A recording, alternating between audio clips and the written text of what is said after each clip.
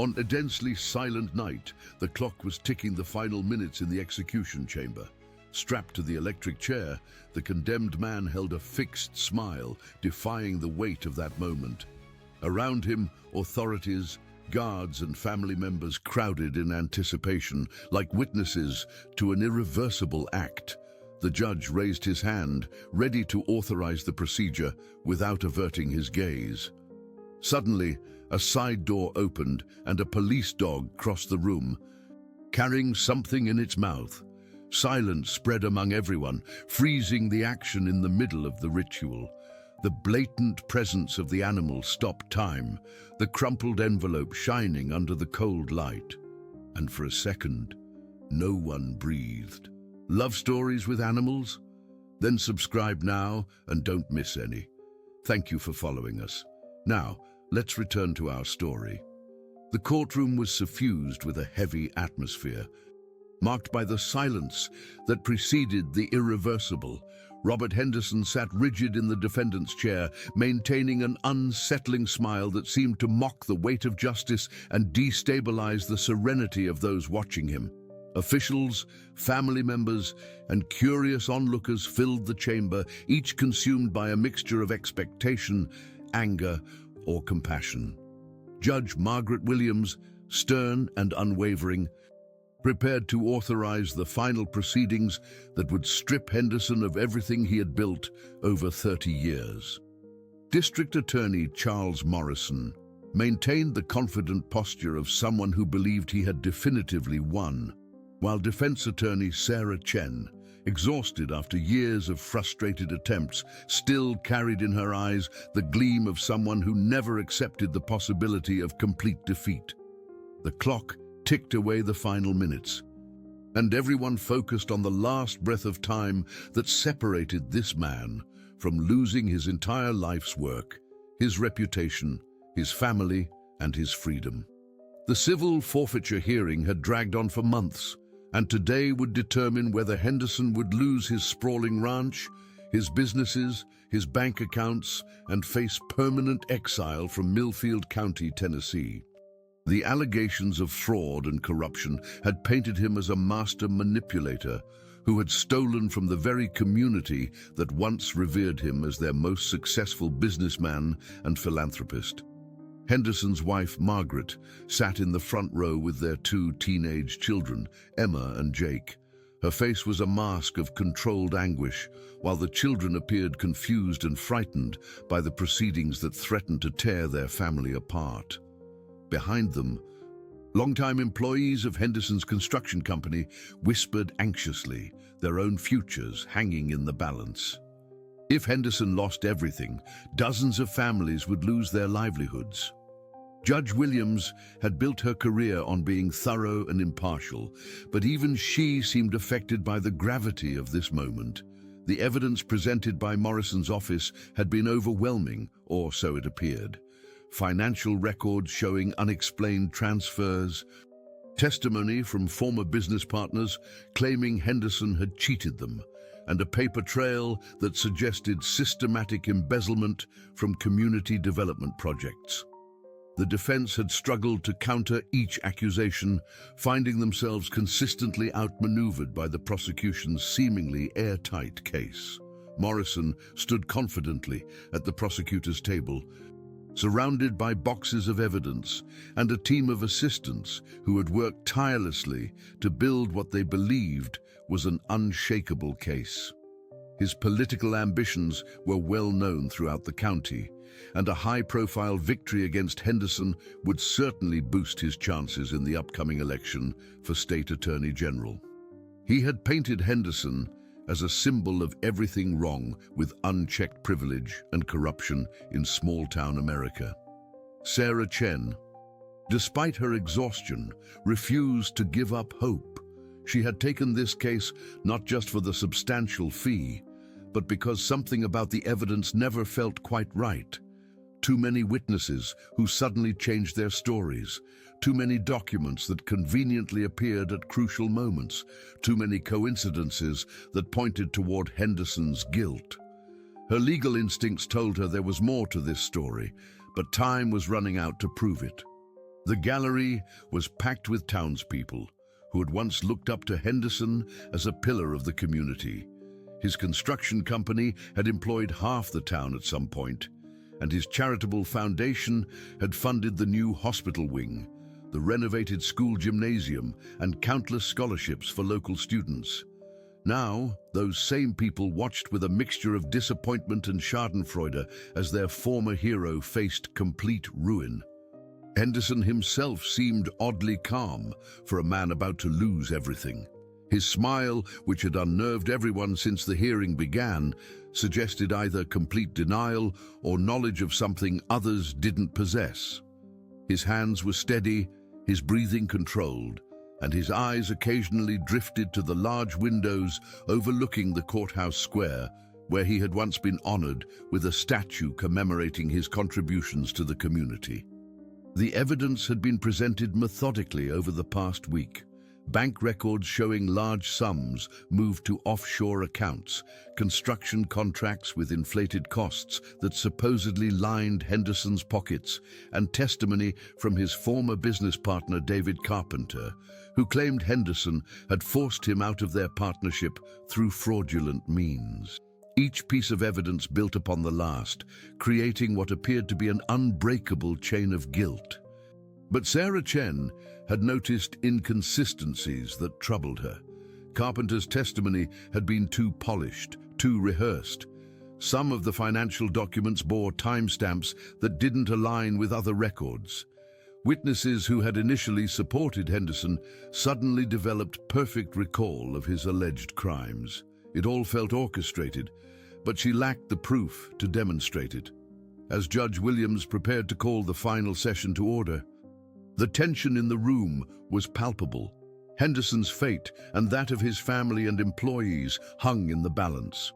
The civil forfeiture laws would allow the state to seize everything connected to his alleged crimes, leaving him with nothing but the clothes on his back. His children would lose their college funds, his wife would lose the home she had decorated with such care, and the community would lose one of its largest employers. Morrison cleared his throat and stood, ready to deliver his closing argument that would seal Henderson's fate. He had practiced this speech for weeks, knowing it would be replayed on local news and potentially launch his statewide political career.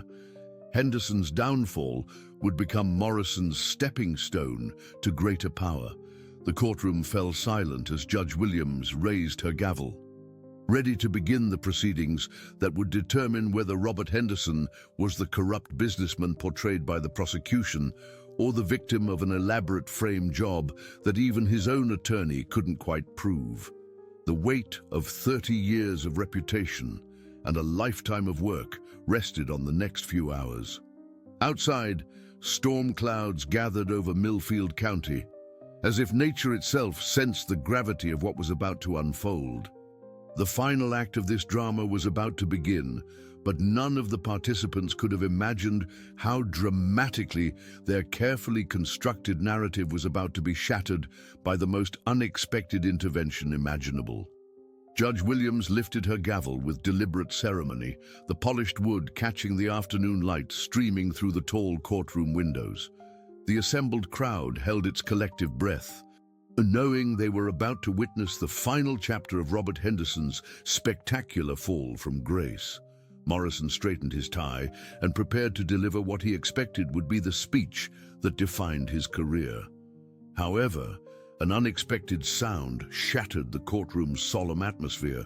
The side door burst open with a bang that echoed through the chamber like a gunshot. All heads turned in unison as Ranger, the courthouse's German Shepherd security dog, came bounding into the room with unusual urgency. The animal's handler, Officer Janet Brooks, stood frozen in the doorway, her face a mask of confusion and embarrassment. "I'm so sorry, Your Honor," Brooks stammered, her voice carrying across the now buzzing courtroom. "I don't know what got into him. He just broke free and ran straight here." But Ranger wasn't behaving like a confused or misbehaving animal. His movements were purposeful, deliberate. The dog carried something small but significant in his mouth, and his intense brown eyes were fixed directly on Robert Henderson. The defendant's unsettling smile faltered for the first time in days, replaced by a look of genuine surprise and curiosity. Judge Williams set down her gavel with obvious irritation. "Officer Brooks, please remove your animal immediately. We are conducting serious proceedings here." "Ranger, come," Brooks commanded. But the dog ignored her completely. Instead, he approached Henderson's chair with determination, his tail wagging slightly, but his demeanor focused and alert. The courtroom fell into an eerie silence, broken only by the soft clicking of the dog's nails against the hardwood floor. Morrison rose from his chair, his face flushed with annoyance. "Your Honor, this is clearly a desperate attempt at disruption. I demand that we proceed immediately with closing arguments." Sarah Chen found herself intrigued despite the bizarre circumstances. Her legal instincts, which had been nagging at her throughout the entire case, suddenly sharpened.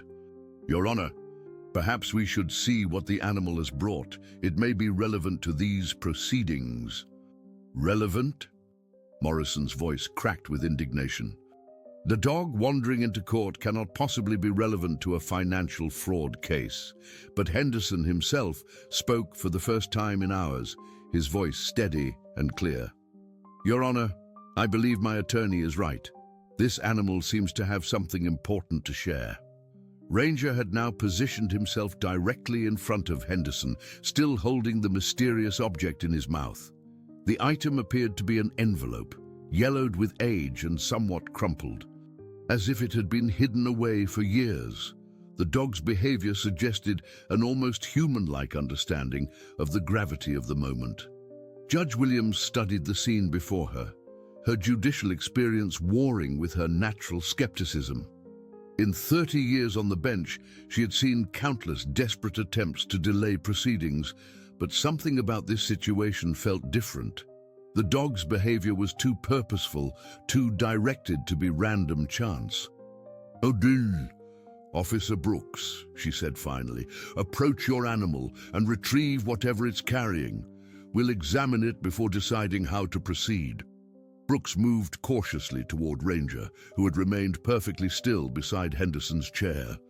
As she reached for the envelope, the dog released it willingly into her hands, then sat down as if his mission had been accomplished. The entire courtroom watched in fascination as Brooks carried the mysterious item to the judge's bench. The envelope was indeed old, its edges worn, and its surface bearing stains that suggested it had been stored in less than ideal conditions. More intriguingly, it bore a handwritten address in faded ink, though the words were difficult to make out from a distance.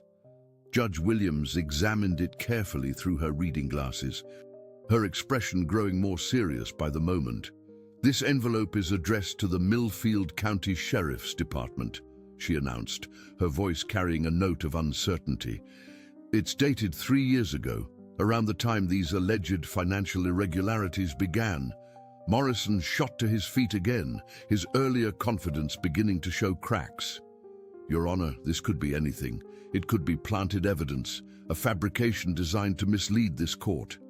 I strenuously object to any delay in these proceedings." But Sarah Chen was already moving, her intuition telling her this was the break she had been hoping for. "Your Honor, if this envelope contains information relevant to the charges against my client, we have a right to examine it. Due process demands it." The gallery erupted in whispers as townspeople speculated about what the mysterious envelope might contain. Henderson's wife, Margaret, gripped her children's hands tighter, hope and fear warring in her expression. The employees of Henderson's company leaned forward in their seats, desperate for any sign that their boss might be vindicated. Judge Williams weighed her options carefully. Her reputation had been built on fairness and thoroughness, qualities that had earned her respect throughout the state legal community. Despite her eagerness to conclude this lengthy and emotionally draining case, she couldn't ignore potentially relevant evidence, regardless of how it had arrived in her courtroom. "I'm going to examine the contents of this envelope in my chambers," she decided.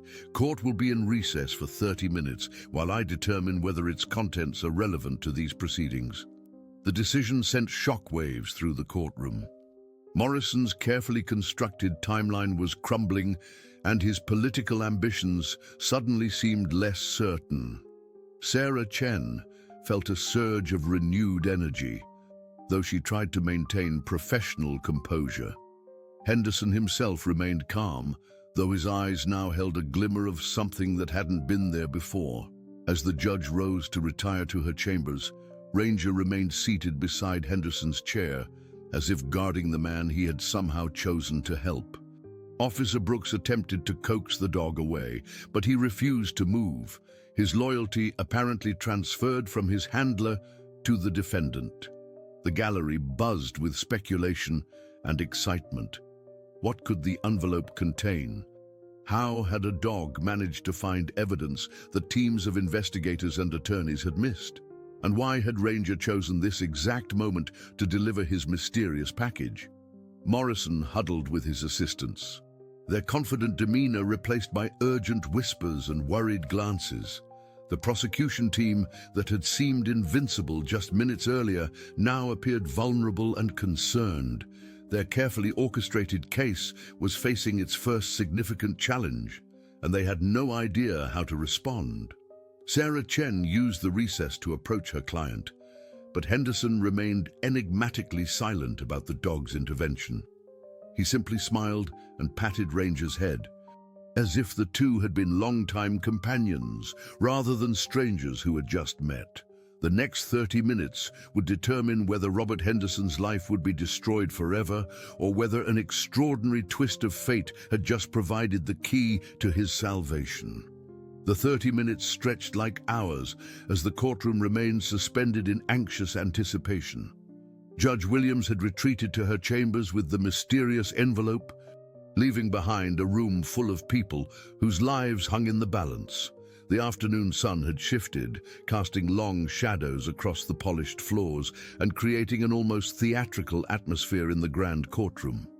Morrison paced behind the prosecution table, his earlier confidence replaced by visible agitation. His assistants shuffled through documents frantically, as if trying to find some precedent or procedure that could help them dismiss whatever evidence the envelope might contain. The district attorney's political ambitions, which had seemed so secure just an hour earlier, now felt precarious. Sarah Chen used the time to observe the room's occupants more carefully. Something she noticed made her pulse quicken. David Carpenter, Henderson's former business partner and key witness for the prosecution, had gone pale when the dog entered the courtroom. Now he sat rigidly in the witness gallery, sweat beading on his forehead despite the comfortable temperature. His nervous energy was palpable, and Sarah's experienced eye recognized the signs of someone harboring dangerous secrets. Henderson's family remained in the front row, their faces a mixture of hope and terror. Margaret Henderson clutched her children closer, whispering reassurances she wasn't sure she believed herself. Emma and Jake, 16 and 14 respectively, had endured months of their classmates' whispers and their father's public humiliation. The possibility that this nightmare might end seemed too fragile to trust. The gallery was packed with townspeople whose relationships with Henderson ranged from loyal support to bitter resentment. His employees sat together, their faces etched with worry about their uncertain futures. If Henderson's businesses were seized, Millfield County would lose its largest private employer, devastating the local economy. But scattered throughout the crowd were others who seemed invested in Henderson's downfall, perhaps believing that his punishment would somehow improve their own circumstances. Ranger remained steadfastly beside Henderson's chair, his behavior becoming even more remarkable as time passed. The dog seemed to sense the defendant's stress and had positioned himself as a living barrier between Henderson and the hostile energy emanating from the prosecution table. Officer Brooks had given up trying to retrieve her partner. recognizing that Ranger had appointed himself to a duty she didn't understand but couldn't override. When the chamber doors finally opened, Judge Williams emerged with an expression that revealed nothing about her discovery. She carried the opened envelope in one hand and several documents in the other, her face a mask of professional neutrality that had been perfected over decades of legal proceedings. "Court will come to order," she announced, her voice carrying a new weight that hadn't been present earlier. "I have examined the contents of the envelope brought by the court's security dog, and I find that they contain information that may be relevant to these proceedings." The courtroom erupted in whispers until Judge Williams gavelled for silence. Morrison rose immediately, his voice tight with controlled panic. "Your Honor, I must object to the introduction of any evidence that hasn't been properly authenticated or established through proper legal channels." "Mr. Morrison, your objection is noted but overruled," Williams replied firmly. The contents of this envelope include documents that bear official stamps and signatures from this county's law enforcement agencies. They appear to be authentic communications that were somehow never entered into the record of this case. Sarah Chen felt her heart racing as she recognized the implication of the judge's words. If official documents had been omitted from the case record, it suggested either incompetence or deliberate suppression.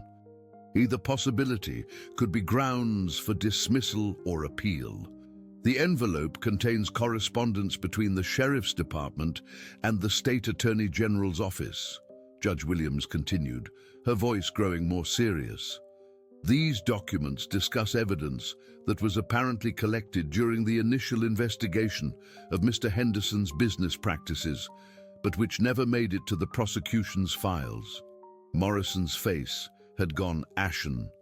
"Your Honor, I can only work with the evidence provided to me by investigating agencies.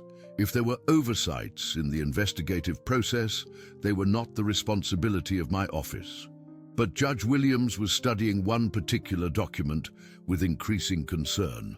"Mr. Morrison, these communications suggest that your office specifically requested that certain evidence be withheld from discovery. They reference a strategy to streamline the case by focusing only on the most damaging materials."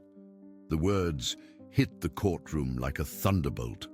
Sarah Chen leaped to her feet, her voice ringing with newfound confidence. "Your Honor, if the prosecution deliberately suppressed evidence favorable to the defense, this entire proceeding is fundamentally compromised." Henderson, meanwhile, had begun to show the first genuine emotion he had displayed throughout the trial.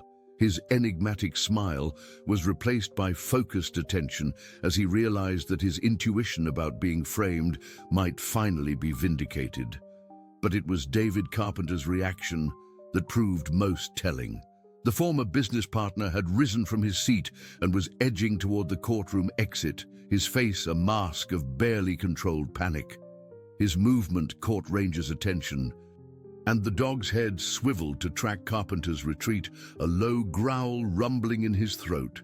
Judge Williams noticed the disturbance and fixed her gaze on Carpenter. "Mr. Carpenter, please remain seated. Given these new developments, the court may have additional questions for you." Carpenter froze, his hand on the door handle, trapped between his desire to flee and his legal obligation to comply with the judge's order. The man who had been the prosecution's star witness suddenly looked like someone desperate to escape scrutiny. "Your Honor," Sarah Chen pressed, sensing her advantage, "I request that the court examine Mr. Carpenter's testimony in light of these new revelations. If evidence was suppressed, we need to understand how that suppression affected witness statements and testimony." The documents in Judge Williams' hands seemed to grow heavier as she realized the implications of what she was reading. Among the papers was a photograph, old and slightly faded, showing several men in what appeared to be an informal business meeting. She recognized some of the faces, including David Carpenter and, surprisingly, District Attorney Morrison himself. "The court is going to take an additional recess," Williams announced, her voice betraying the gravity of her discovery. "I need time to review these materials thoroughly and determine their full implications for these proceedings." Morrison shot to his feet, desperation creeping into his voice. "Your Honor, these delays are highly irregular. The defendant's rights to a speedy resolution are being violated by these theatrical interruptions. Mr. Morrison," Judge Williams replied coldly, "my concern at this moment is ensuring that justice is served properly. These proceedings will continue when I am satisfied that all relevant evidence has been properly examined." As the courtroom began to empty for the extended recess, three things became clear to everyone present. First, the case against Robert Henderson was no longer the foregone conclusion it had seemed to be. Second, someone had gone to great lengths to ensure certain evidence never saw the light of day. And third, the dog named Ranger had somehow managed to expose a cover-up that might have sent an innocent man to ruin. The foundation of the prosecution's case was developing serious cracks, and everyone in Millfield County was about to discover that the truth was far more complicated than anyone had imagined. The extended recess had transformed the courthouse corridors into a maze of whispered conversations and nervous energy. News of the mysterious envelope and its contents had spread quickly through Millfield County's tight-knit community, drawing curious onlookers and local media to the courthouse steps. The story of a dog potentially saving Robert Henderson from ruin was too compelling for the local news to ignore. Inside the courthouse, tensions reached a breaking point. David Carpenter had been cornered by sheriff's deputies after Judge Williams specifically requested that all witnesses remain available for potential questioning. His attempts to leave the building had been politely but firmly blocked, and now he sat in a small conference room, his earlier composure completely shattered. Sarah Chen seized the opportunity to study the man who had been instrumental in building the case against her client. Through the conference room's glass door, she could see Carpenter pacing frantically, occasionally stopping to make phone calls that seemed to increase rather than decrease his agitation. His transformation from confident witness to nervous wreck had been remarkably swift. Meanwhile, Morrison had barricaded himself in another conference room with his team of assistants, their voices rising in heated arguments that could occasionally be heard through the thin walls. The district attorney's political future, which had seemed so bright just hours earlier, now hung in the balance alongside Henderson's fate. Henderson himself remained in the courtroom with Ranger, who had refused all attempts by Officer Brooks to separate him from the defendant. The dog's loyalty had become a source of wonder and speculation among the remaining observers. Some whispered that animals possessed an instinctive ability to sense innocence, while others dismissed it as mere coincidence. Judge Williams had spent the additional hour carefully examining every document found in the envelope. What she discovered painted a disturbing picture of prosecutorial misconduct and possible conspiracy. The correspondence revealed that Morrison's office had received evidence that contradicted key elements of their case against Henderson, but had chosen to suppress rather than disclose these materials to the defense. Among the most damning documents was a memo from a forensic accountant who had originally been hired by the state to examine Henderson's financial records. The accountant had concluded that the irregularities in Henderson's books were more likely the result of sophisticated external manipulation rather than internal fraud. His report had been dated 6 months before the charges were filed, yet it had never been provided to the defense team. But it was the photograph that troubled Judge Williams most deeply. The image showed Morrison, Carpenter, and several other men she didn't recognize in what appeared to be a business meeting at an upscale restaurant. The photo was dated 2 years ago, well before Carpenter had approached prosecutors with his accusations against Henderson. If the two men had a prior relationship, it raised serious questions about Carpenter's credibility as a witness. When court reconvened, the atmosphere was electric with anticipation. Judge Williams returned to her bench with the weight of her discoveries clearly visible on her face.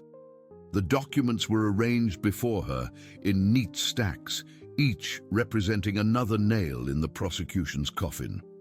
"Ladies and gentlemen," she began, her voice carrying new authority, "the documents provided by the court's canine security officer have revealed serious irregularities in the prosecution of this case. I'm compelled to address these issues immediately." Morrison rose before she could continue, his voice strained but defiant. "Your Honor, I must protest the admission of evidence that was obtained through highly irregular means. The integrity of our legal system depends on proper procedures being followed." "Mr. Morrison," Judge Williams replied icily, "the integrity of our legal system depends on the truth being told and all relevant evidence being properly disclosed. These documents suggest that your office has failed in that fundamental duty." She held up the forensic accountant's report, her reading glasses catching the light as she studied the pages. This report, dated 6 months before charges were filed against Mr. Henderson, concludes that the financial irregularities in his accounts were likely the result of external manipulation rather than fraud committed by Mr. Henderson himself. Why was this report never provided to the defense? The question hung in the air like an accusation. Morrison's face had gone pale, and his assistants were frantically shuffling through their files as if hoping to find some explanation that would salvage their case. Sarah Chen stood, her voice ringing with righteous indignation. "Your Honor, this is exactly the kind of exculpatory evidence that the prosecution is required to disclose under Brady doctrine. The deliberate suppression of this report constitutes prosecutorial misconduct of the highest order." But Judge Williams wasn't finished. She held up the photograph, studying it carefully before speaking again. "This image shows Mr. Morrison and Mr. Carpenter in what appears to be a business meeting, dated well before Mr. Carpenter approached the prosecution with his allegations against Mr. Henderson. Can either of you explain this prior relationship?" Carpenter, who had been brought back into the courtroom under deputy escort, looked like a man facing his own personal apocalypse. His hands shook visibly as he gripped the witness stand rail, and sweat had begun to stain his expensive shirt. The confident witness, who had testified so convincingly about Henderson's alleged crimes, had been replaced by someone who appeared to be on the verge of complete breakdown. "Mr. Carpenter," Judge Williams addressed him directly, "you testified under oath that you had no personal animosity toward Mr. Henderson and that your decision to come forward was motivated solely by civic duty. How do you explain this photograph?" Carpenter's mouth opened and closed several times before any words emerged. When he finally spoke, his voice was barely above a whisper. I can explain everything, Your Honor, but I need protection, Ray."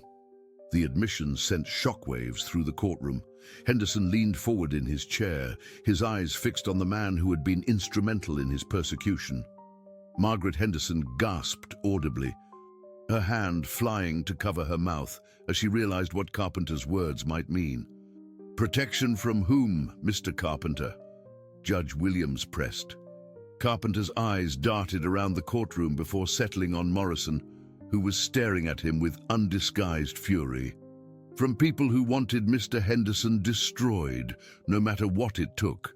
People who promised me things if I helped them and threatened me if I didn't." The courtroom erupted in gasps and whispers. Morrison shot to his feet, his face flushed with anger and desperation. "Your Honor, Mr. Carpenter is clearly attempting to fabricate a story to avoid the consequences of perjury. His testimony was thoroughly vetted and corroborated by extensive evidence."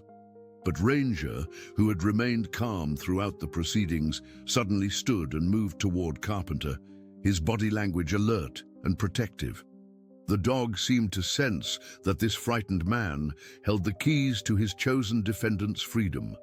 Judge Williams gavelled for silence, her mind racing as she processed the implications of Carpenter's partial confession. "Mr. Carpenter, are you stating under oath that your previous testimony about Mr. Henderson was not truthful?" Carpenter looked around the courtroom one more time, his gaze settling on Henderson's family in the front row. The fear in the children's eyes seemed to strengthen his resolve. "Yes, Your Honor, I lied about everything, and I'm not the only one." The admission hit the courtroom like a physical force. Henderson's enigmatic smile returned for the first time since the dog had entered with the envelope, but now it carried the weight of vindication rather than defiance. Sarah Chen felt tears of relief threatening to spill as she realized her client's nightmare might finally be ending. But even as the truth began to emerge, everyone present understood that Carpenter's confession was only the beginning. If he had lied, others might have as well, and the scope of the conspiracy against Robert Henderson might be far broader than anyone had imagined.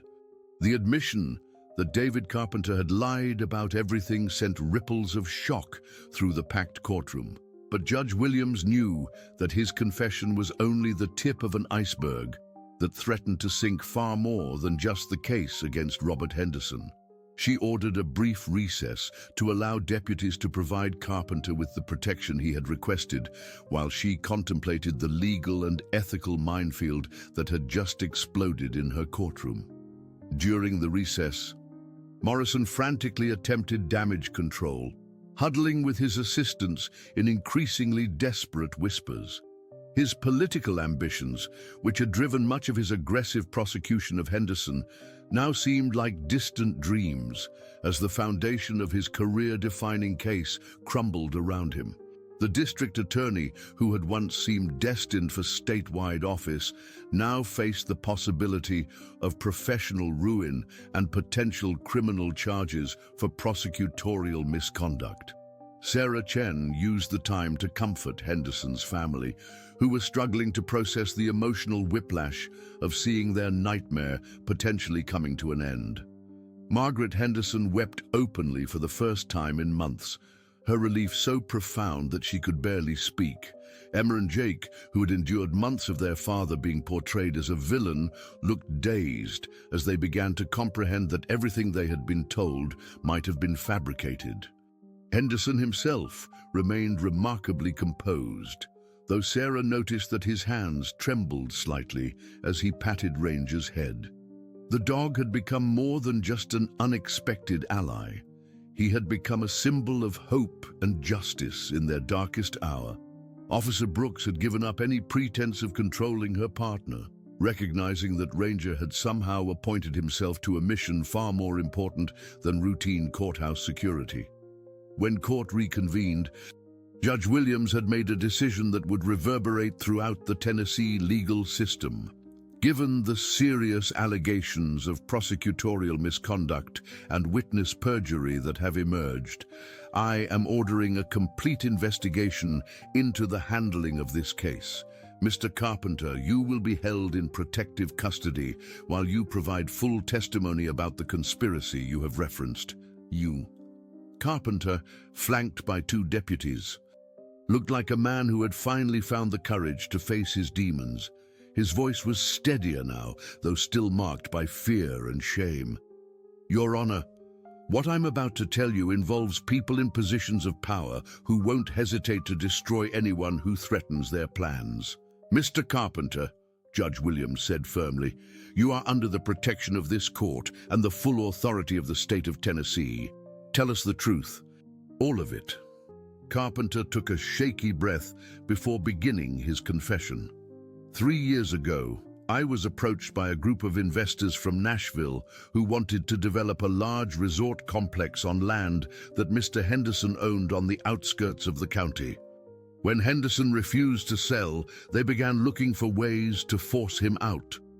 The courtroom held its collective breath as the scope of the conspiracy began to emerge.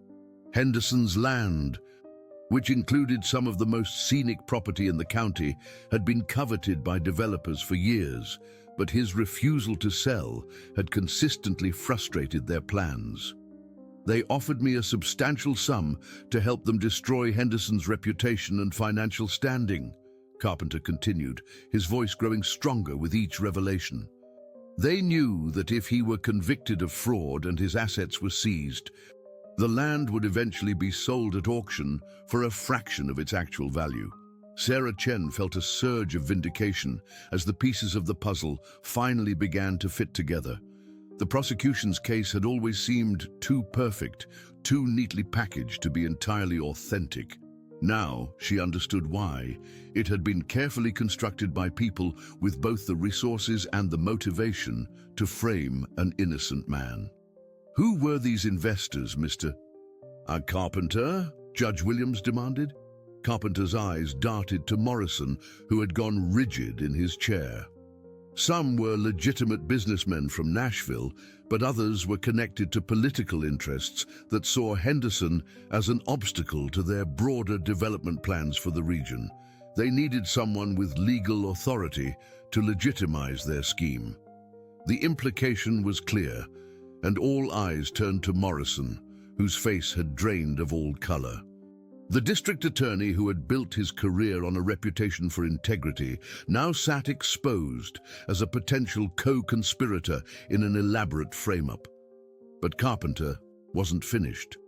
The evidence against Henderson was manufactured.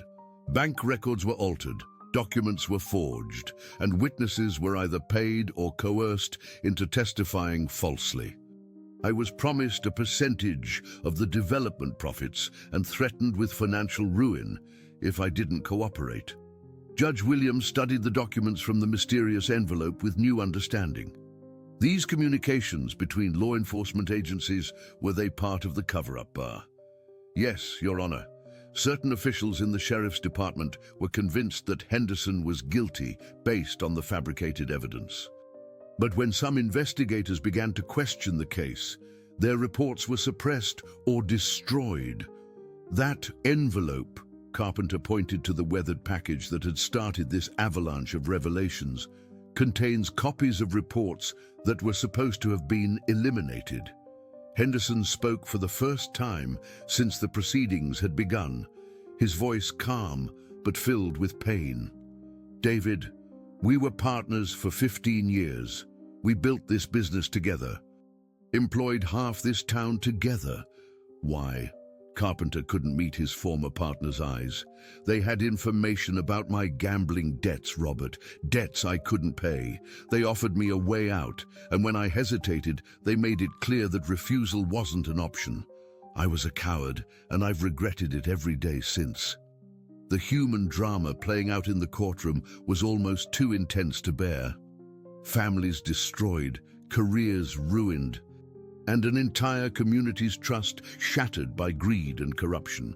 But perhaps most remarkably, it was all being exposed by a dog who had somehow known to bring exactly the right evidence to exactly the right place, at exactly the right moment.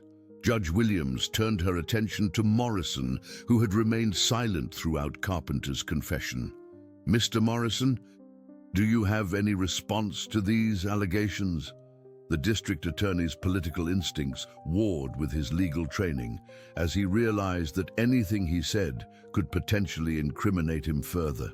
His dreams of higher office now seemed like foolish fantasies as he faced the possibility of becoming a defendant himself. I need to consult with counsel, Your Honor, he said finally, his voice barely above a whisper. Mr. Morrison, you are relieved of your duties in this case, effective immediately, Judge Williams declared. The State Attorney General's office will be contacted to determine appropriate next steps for both this case and the investigation into your conduct. As Morrison gathered his materials with shaking hands, the true scope of what had been attempted against Robert Henderson became clear. It hadn't been just a case of mistaken identity or overzealous prosecution.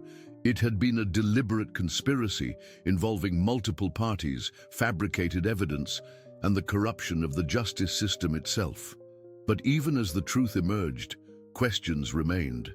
How had Ranger known to find the envelope? Where had it been hidden for 3 years? And were there other victims of similar schemes throughout the region? The dog himself remained calmly beside Henderson, as if his work was not yet complete. His brown eyes seemed to hold secrets that went beyond his remarkable intervention in this case, and Officer Brooks found herself wondering if her partner's extraordinary behavior was part of a larger story that had yet to be fully revealed. The courtroom that had begun the day as a place of Henderson's final defeat had become the stage for one of the most dramatic reversals of fortune in Tennessee legal history. And the dog, who had made it all possible, continued to guard his chosen defendant with unwavering loyalty. Carpenter, who had been brought back into the courtroom under deputy escort and now appeared to be a man facing his own personal apocalypse, looked like he was on the verge of complete physical and emotional collapse.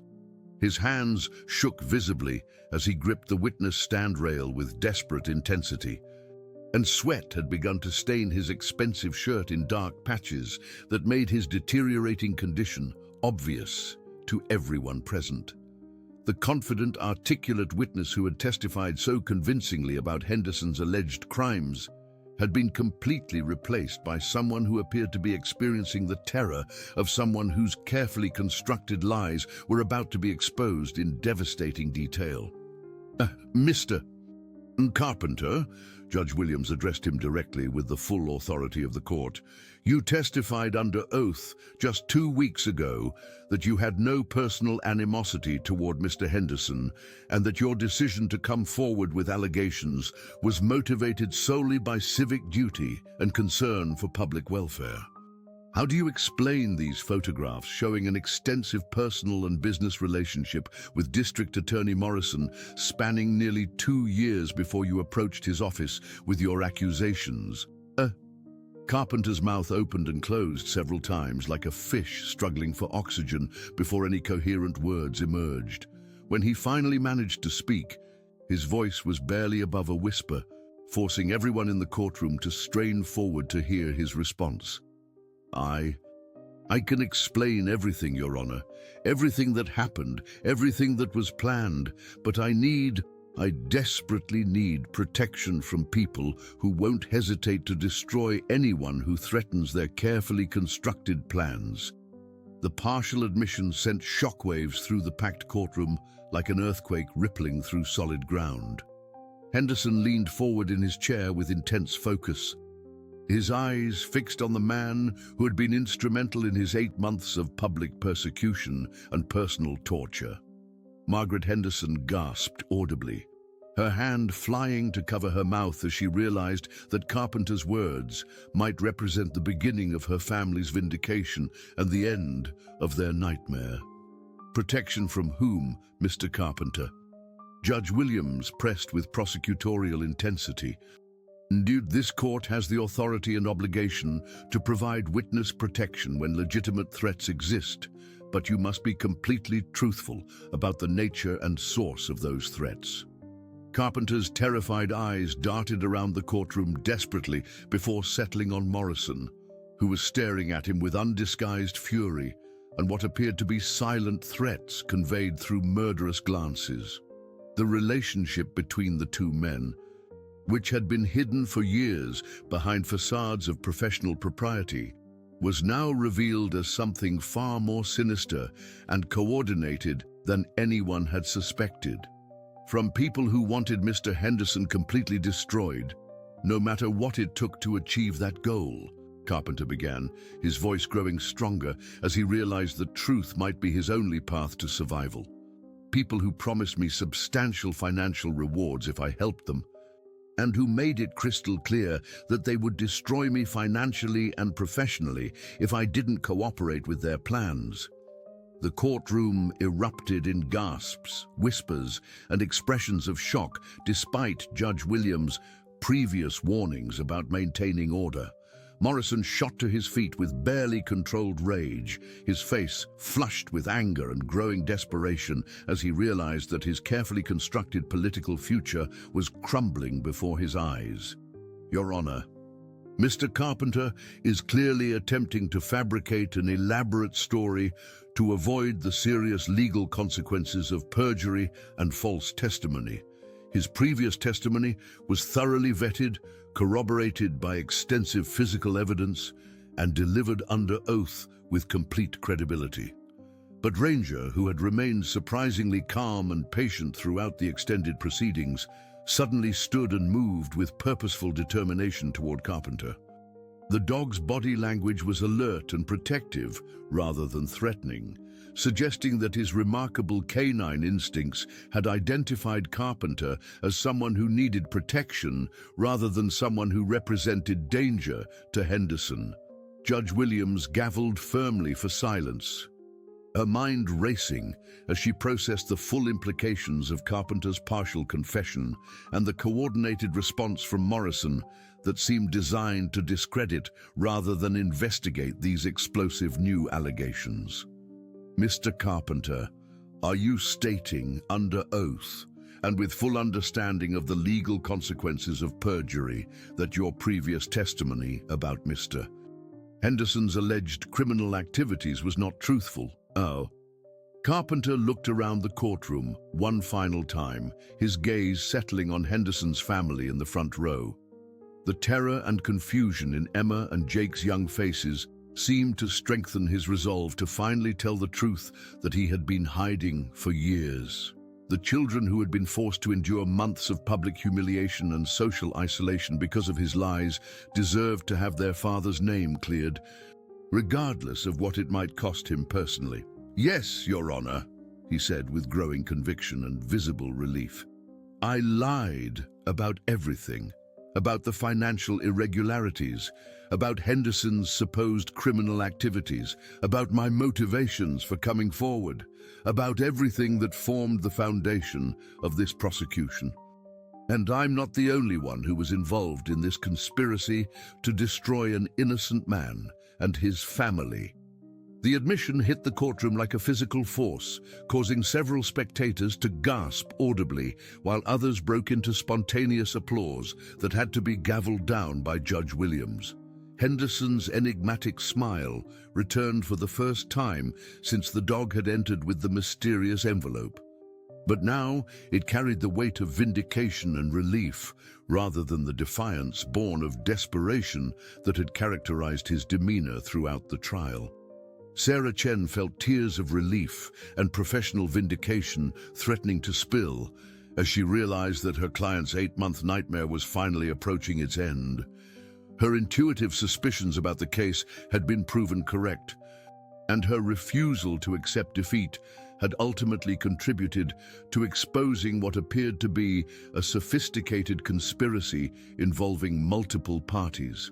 But even as the truth began to emerge through Carpenter's confession, everyone present understood that his admission was only the beginning of what promised to be a far-reaching investigation into corruption that might extend well beyond Millfield County's borders. "Mr. Carpenter," Judge Williams continued with relentless precision, "you mentioned others who were involved in this conspiracy. I want you to provide the court with complete details about everyone who participated in fabricating evidence against Mr. Henderson and the full scope of their plan." Carpenter took a shaky breath, knowing that his next words would potentially implicate powerful people and expose a conspiracy that reached into the highest levels of local and state politics. 3 years ago, I was approached by a group of investors and developers from Nashville who wanted to acquire Henderson's land for a massive resort and casino complex. When Henderson refused their increasingly generous offers, they began looking for alternative ways to force him out of ownership. The courtroom held its collective breath as the true scope and motivation of the conspiracy began to emerge. Henderson's property, which included some of the most scenic and valuable real estate in Tennessee, had been coveted by developers for years. His consistent refusal to sell had frustrated numerous attempts at acquisition through legitimate means. They offered me $2 million to help them destroy Henderson's reputation and financial standing, Carpenter continued, his voice growing stronger with each devastating revelation.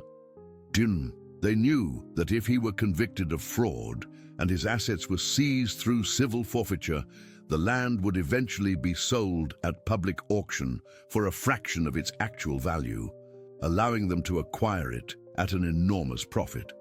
Sarah Chen felt a surge of vindication as all the pieces of the puzzle finally began to fit together in a coherent pattern. The prosecution's case had always seemed too perfect, too neatly packaged to be entirely authentic. Now she understood why.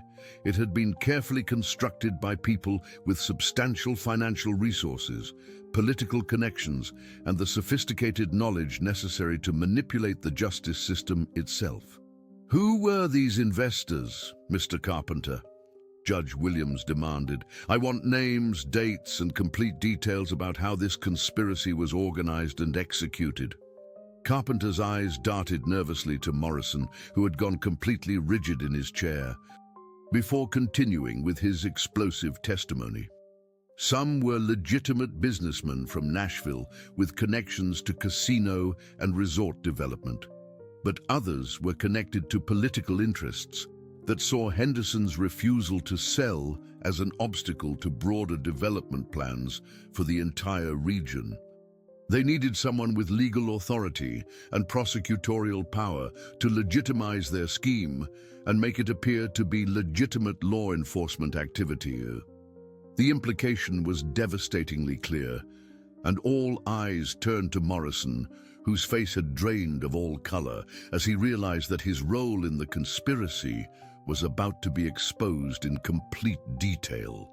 The district attorney, who had built his entire career on a carefully cultivated reputation for integrity and incorruptible dedication to justice, now sat exposed as a potential key conspirator in an elaborate scheme to frame an innocent man. Judge Williams turned her stern attention to Morrison, her voice carrying the full weight of judicial authority mixed with personal disappointment in someone she had previously respected.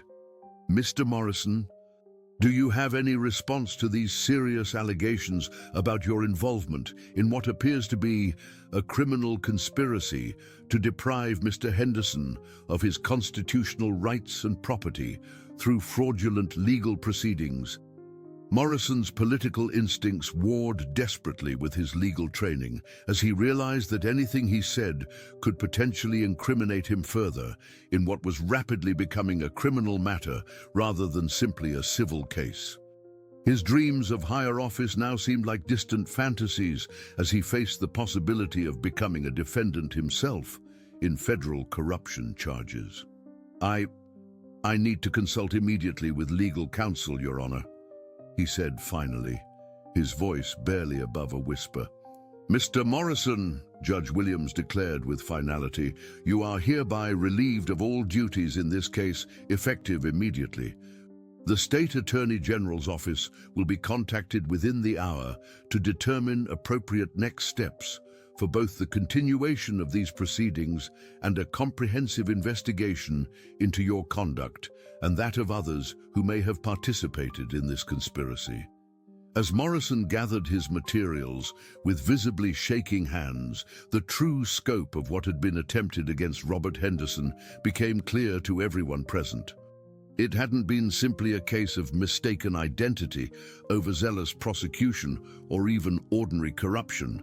Instead, it had been a deliberate, sophisticated conspiracy involving multiple parties, millions of dollars in potential profits, fabricated evidence, and the systematic corruption of the justice system itself. But even as the truth emerged through Carpenter's continued testimony, fundamental questions remained that would require extensive investigation to answer completely. How had Ranger known exactly where to find the envelope that contained the evidence necessary to expose this conspiracy? Where had those crucial documents been hidden for 3 years? And who had been responsible for preserving them until the perfect moment for their revelation? The dog himself remained calmly beside Henderson, as if his extraordinary work was finally complete, but his loyalty and protection were still needed. His brown eyes seemed to hold secrets that went far beyond his remarkable intervention in this particular case. And Officer Brooks found herself wondering whether her partner's extraordinary behavior was part of a larger story involving intelligence and purpose that transcended normal canine capabilities. Henderson finally stood and knelt beside Ranger. His eyes filled with tears of gratitude as he scratched behind the dog's ears with gentle affection. "Thank you, boy. You and whoever guided you to find that evidence saved not just me, but my entire family and everyone who depends on us." Judge Williams stood to deliver her formal ruling, her voice carrying the weight of both legal authority and profound emotional impact. In light of the evidence presented today, the confessions we have heard, and the systematic prosecutorial misconduct that has been exposed, I am dismissing all charges against Robert Henderson with prejudice. Furthermore, I am ordering a comprehensive federal investigation into the conspiracy that has been revealed, and I am referring multiple individuals to appropriate authorities for potential criminal prosecution. The courtroom erupted in sustained applause and cheers as Henderson's family rushed to embrace him for the first time in 8 months, without the shadow of impending disaster hanging over their reunion. Margaret Henderson sobbed with relief and joy as she held her husband, while Emma and Jake wrapped their arms around their parents with the desperate intensity of children who had feared losing everything that mattered to them. Henderson's employees cheered and wept as they realized that their jobs were secure and that the man they had believed in throughout his ordeal had been completely vindicated. The economic disaster that would have resulted from Henderson's conviction had been averted, and Millfield County could begin the process of healing from the divisions that had torn the community apart. As the courtroom slowly emptied and Henderson walked free for the first time in months, the extraordinary story of Ranger's intervention began spreading rapidly throughout Tennessee and beyond. The tale of the dog who had exposed a conspiracy and saved an innocent man became a symbol of hope, justice, and the belief that truth would eventually prevail over even the most sophisticated attempts at deception and corruption. Dear listeners, we hope that Robert Henderson and Ranger's incredible journey has moved you as deeply as it moved everyone in that Tennessee courtroom. This remarkable story of loyalty, courage, and the power of truth to triumph over corruption reminds us that justice, however delayed, is never truly denied when brave hearts refuse to surrender hope. The bond between Henderson and Ranger shows us that sometimes salvation comes from the most unexpected sources, and that love and loyalty can transcend every barrier that human malice attempts to create. If this story of vindication and redemption has touched your heart, please subscribe to our channel and hit that like button to help us share these powerful tales with others who need hope in their darkest hours. We bring you these extraordinary stories every single day because we believe in the transformative power of truth and the triumph of the human spirit over adversity. Don't miss our upcoming stories about courage, family bonds, and the miraculous things that happen when ordinary people refuse to accept injustice. Join our growing community in the comments below and tell us how Robert and Ranger's story made you feel. Thank you for listening with your hearts wide open. And remember that no matter how dark the night may seem, dawn always breaks for those who never stop believing in justice and truth.